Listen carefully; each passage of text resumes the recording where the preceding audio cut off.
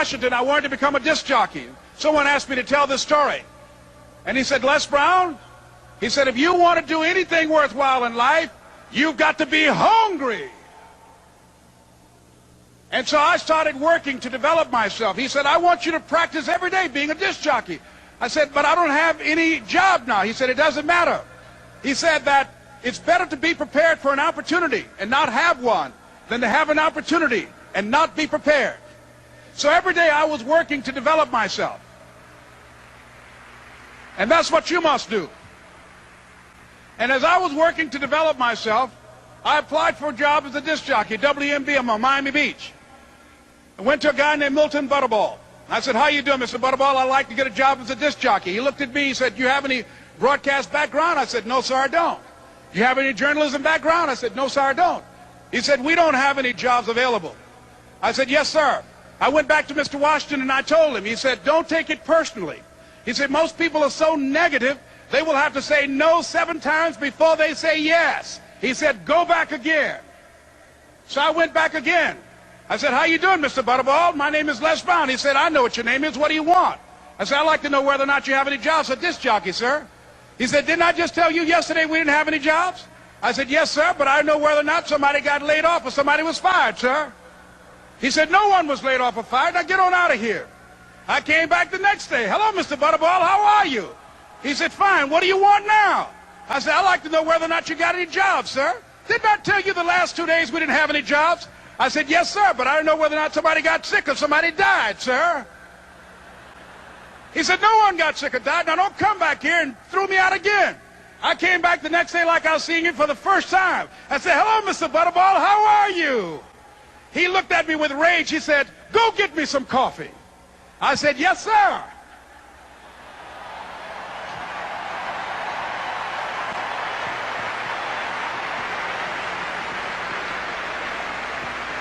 And I went to get him some coffee.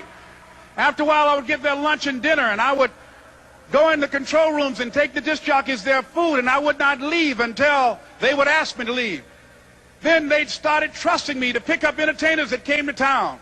Entertainers like the Four Tops and the Temptations and Dinah Ross and the Supremes. I would drive them all over Miami Beach in the disc jockeys' big long Cadillacs. I didn't have any driver's license, but I was driving like I had some.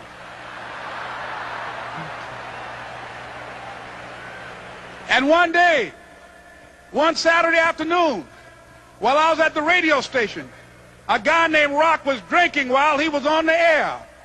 I was the only one there, looking at him through the control room windows, walking back and forth, young, ready, and hungry. I was saying, drink, Rock, drink. Drink, Rock. I'd have gone to get him some more if he'd asked me to. Pretty soon the phone rang, and it was the general manager. And I answered the phone. I said, hello? He said, Les, this is Mr. Klein. I said, I know. He said, Rock can't finish his program. I said, I know. He said, would you call one of the other DJs in? I said, yes, sir. I hung the phone up. I said, now he must think I'm crazy. I called my mom and my girlfriend, Cassandra. I said, y'all turn up the radio and come out on the front porch. I'm about to come on the air.